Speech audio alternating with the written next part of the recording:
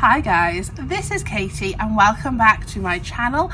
Today I wanted to talk to you about the cost of living in Bangkok in 2023.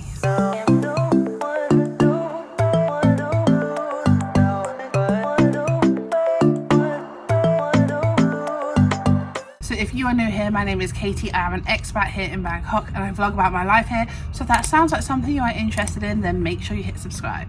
So often I get questions about how expensive life here is in Bangkok because Thailand and Southeast Asia is relatively cheaper than it is in the West, but there are some kind of exceptions to that rule.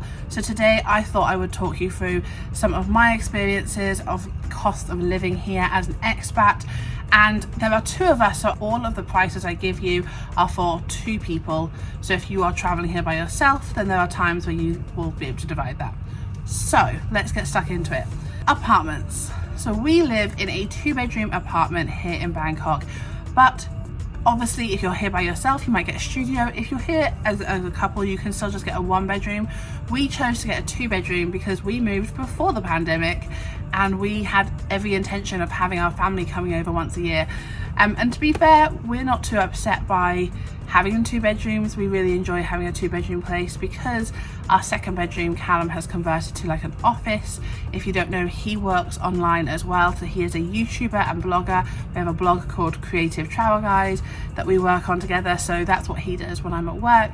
So he has his own little space, which is great. But apartment prices at the moment, I had a look on HipFlat, which is kind of your go-to website to find some good apartment blocks. So if you are looking for a studio in a condo, you will be able to find a studio for around 13,000 baht. And then if you're looking for a 1-bedroom place, you can expect to pay 18,000 up to about 25,000. If you're finding prices that are more than that, then it's worth looking at where they are and is the condo brand new, because you will be paying more if the condo for like a newer condo. So just have a little look at those prices. And obviously when you move here and if you're moving here and you're speaking to someone who is helping you find a place, then make sure you give them the budget that you're looking for and like how new you want your apartment to be. Basically the general rule of thumb is the newer the apartment, the less bugs and the more modern the apartment is. Also, if you're finding places that are slightly more expensive, it's probably because they are higher up as well. So generally if you're in a condo building, the higher the floor, the more expensive, which I think is probably the rule for everywhere in the world, but it is here as well. So then we have 2-bedroom places. Now when I was looking at HipFlat, this was interesting. They were coming up at like 40,000, 50,000, 60,000. Now we pay 35,000 for our 2-bedroom condo here. So that is apartments, and you can obviously find houses here. Houses can be found between like 20 to 30,000 depending on what you're looking for. I will put some examples up here as well. And then for bills, now bills will obviously again vary, but for us, like our experience, water super cheap. We pay 120 baht per month for water, and that is a flat rate for everyone in our building. No matter how many showers or baths we have, it is 120. And then electricity, electricity varies. It has gone up in price, but we pay around 5,000 to 6,000 in electricity. But take into account that we have the aircon running most of the time. Callum is at home all day, so he obviously uses a lot of electricity for that. And it has gone up over the last kind of year or so with inflation, so that's just something to be aware of. But I know one of my friends who has a 1-bedroom place. She's also a teacher, so she's out during the day, and when she's coming home she's using the aircon and electricity and stuff like that then, but she only pays around 2,000 to 3,000 baht. Okay, so that is our bills. So groceries, now groceries again vary. I feel like I'm saying this for everything, but this is just my lifestyle, so please don't judge guys. This is just what we choose to spend our money on. But we choose to order from a place called Paleo Robbie. He has some great food, but it's also really healthy for you, and it's helping us lose weight, it's helping us live a healthier lifestyle. And we order like 5 meals a week and it comes out to like 1,500 baht. We tend to order from his like frozen market section so that we can pick and choose what we want during the week, but we spend probably like 1,500 a week on paleo meals, and those are just dinners, and it's like five up to 6 meals a week we spend with Paleo Robbie food. And then we also use Villa Market.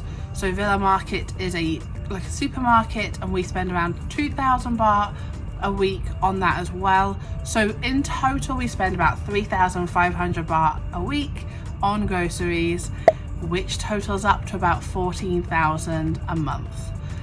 So just be aware that it really does depend on what you want to eat. We could definitely spend less on groceries. We choose to obviously have paleo because it's healthier for us. Villa Market has lots of Western brands, but it is more expensive than if you use your local like Big C or Lotus. So it really does depend on what you're looking for, and those prices are for 2 people. Anyway, so that's groceries. So ordering in, there are various apps that you can use. We tend to use things like Foodpanda or Grab. They also have something called Robin Hood these days as well, and you can order in from most restaurants in the city, to be honest. We tend to order in at least once a week. When we first moved here, we ordered in every single day. But you can expect to spend anywhere between like 200 to 300 baht to 1,000 depending on what you're ordering. So if you're looking for like Western comfort food, and there's 2 of you, like there's like pubs that we order from, and we would spend like 800 baht. If we were to order like Thai food, you can order Thai food for like 300 baht for 2 people easily. If we were ordering, there's like a place called Peri Peri, which if you're from England, it's like Nando's, but better. I know, sorry, I'm so British, I do apologise. But you can get things like Peri Peri, and when we order Peri Peri, it's like 500-600 baht for 2 people. So yeah, there's lots of different options available. But generally speaking, you won't spend more than 1,000 unless you're ordering something like pretty special. I know there's a place called Lobster Roll, and they have these like lobster rolls and lots of like various like calamari and seafood sides, and sometimes when we order that's a bit more expensive. But generally speaking, when you order in, it's probably going to be under 1,000. We tend to spend around 700 to 800 each time we order in. And let's say if we order in, realistically we order in once a week, so let's go with that. Sometimes it's twice, but let's go in once a week just to make me feel better. So we spend probably about 3,500 baht on ordering in. And then eating out. So eating out can change so much depending on where you're eating. If you're going to like a local restaurant, again, dishes are like 100 baht easily. The drinks aren't that expensive either. You can easily get a beer for like 60-70 baht. If you're going to a like Western pub, they have lots of like Irish bars and Western bars and stuff like that here. You can expect to find some really good happy hour drinks for like 70-80 baht. Sometimes you can get some bars will have like beers for around 100. If you're going to like a rooftop bar, expect to be paying like at least 150 to 200 per beer, and then more for a cocktail. So yeah, obviously drinking here just depends on where you are drinking, but always take advantage of the happy hours. That's what I suggest. And then when it comes to like actual eating out, because this varies so much, it's very hard to give like an example, but we tend to order in once a week and then try and eat out once a week. Doesn't always happen. Sometimes we'll order in twice a week, sometimes we'll eat out twice a week. It just depends on what we're doing. But I'm just gonna give you some examples. So we love a place called Best Beef. I've talked about it on this channel before. I think I've got a video of it somewhere, so I'll leave it somewhere above here. But Best Beef is like 599 baht per person, or you can eat, like grill your own food, or you drink beer, and it's a great little like experience and a great night out.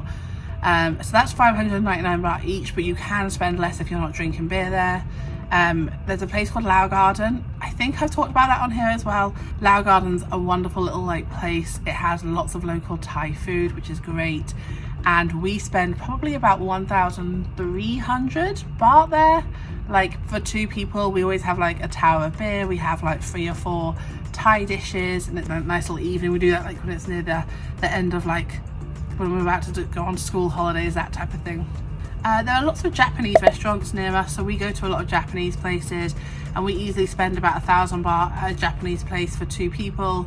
There are buffets here, so there's plenty of hotel buffets, and they tend to start at like 1,500 each. So realistically, we spend, when we order in food, / go out for food, we spend around about maybe 2,500 a week, so let's say that's 10,000 a month. And then you have like miscellaneous stuff, so I've just jotted down a few things that I thought of.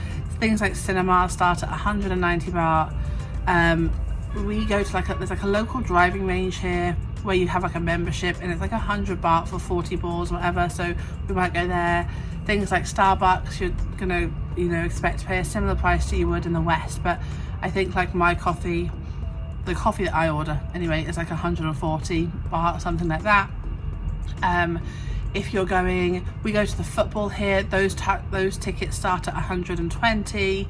If you're going to like actual concerts, so we have tickets for Arctic Monkeys next month, and the tickets are so expensive. They were like 7,000 baht.